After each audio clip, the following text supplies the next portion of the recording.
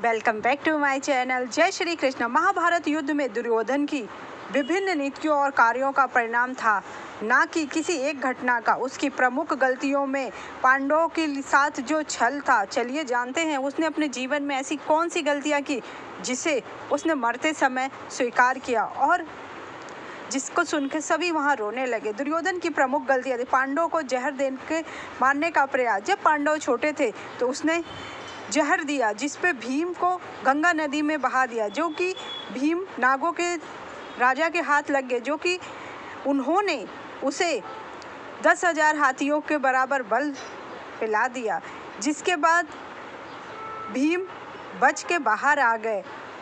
लेकिन पांडवों के मन में कहीं ना कहीं दुर्योधन के प्रति नफरत तो पैदा हो ही गई थी। दूसरी गलती उसकी थी लाक्षागृह घटना। दुर्योधन ने पांडवों को लाक्षागृह में आग लगाकर मारने का प्रयास किया। उसने ये भी नहीं सोचा कि माता कुंती भी उसी आग में जल के मर जाएगी।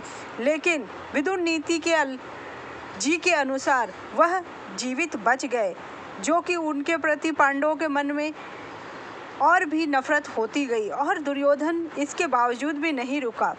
दूध कीड़ा और द्रौपदी का अपमान। जुए में जब पांडवों ने सब कुछ हार दिया, यहाँ तक कि अपने आप को भी हार दिया, जब उन्होंने द्रौपदी को लगा दिया तो उसने द्रौपदी का अपमान तो किया, अपने अपमान का बदला, लेकिन उसने उसका वस्त्र हरण करवाया, जो महाभारत के प्रमुख कारणों में से एक थी, जो कि सबसे बड़ा पाप था। पांडवों को राज्य देने से इनकार। युद्ध के बाद भी पांडवों को उनका राज्य लौटाने से दुर्योधन का इनकार करना शांति स्थापित में बड़ी बाधा बना और युद्ध को निश्चित कर दिया। जब भगवान श्री कृष्ण ने दुर्योधन से सिर्फ पांडवों के लिए 5 गांव मांगा तो भी उसने उसे ठुकरा दिया।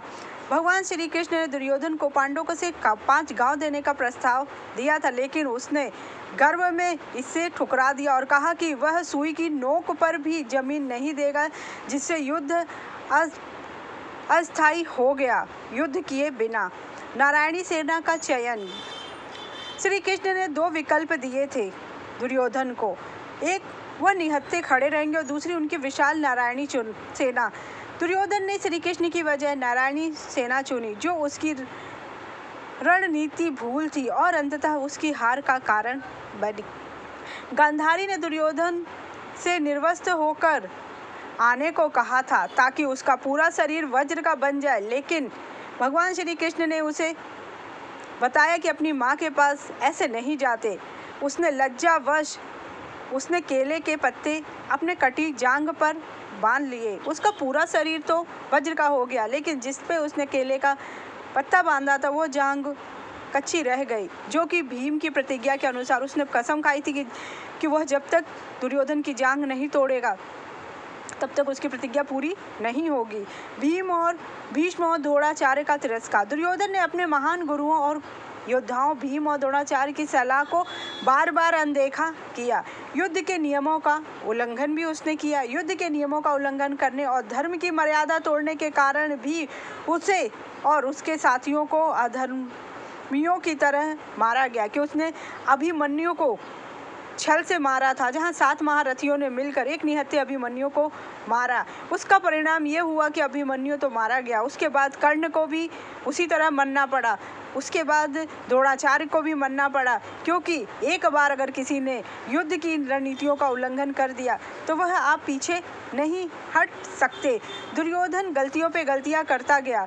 वह कभी किसी की बात सुनने को तैयार नहीं होता, लेकिन उसे यह नहीं मालूम था कि इन सारी गलतियों का परिणाम एक दिन महाभारत युद्ध में उसकी मौत से हुई सामना करा देगा। जो उसके अंदर ईर्ष्या द्वेष पला हुआ था, उसने उसको घोर अंधकार में भेज दिया, जिसका फायदा उसके सगे मामा शकुनी ने उठाया, क्योंकि शकुनी चाहता था कि पूरे कुरु वंश का नाश हो जाए, जिसमें कौरव और पांडव सब मर जाए। जिस तरह धृतराष्ट्र ने उसके परिवार को तिल तिल करके मारा उसकी आंखों के सामने, वह भी चाहता था कि धृतराष्ट्र भी अपनी आंखों के सामने वह सब देखे और समझे कि जो दर्द उसके परिवार को हुआ था वही दर्द आज तुम भी झेल रहे हो, क्योंकि उसकी प्रतिज्ञा थी जब तक वह कुरुवंश का नाश नहीं करेगा और भाई भाई को नहीं लड़ाएगा तब तक वह चैन की सांस नहीं लेगा।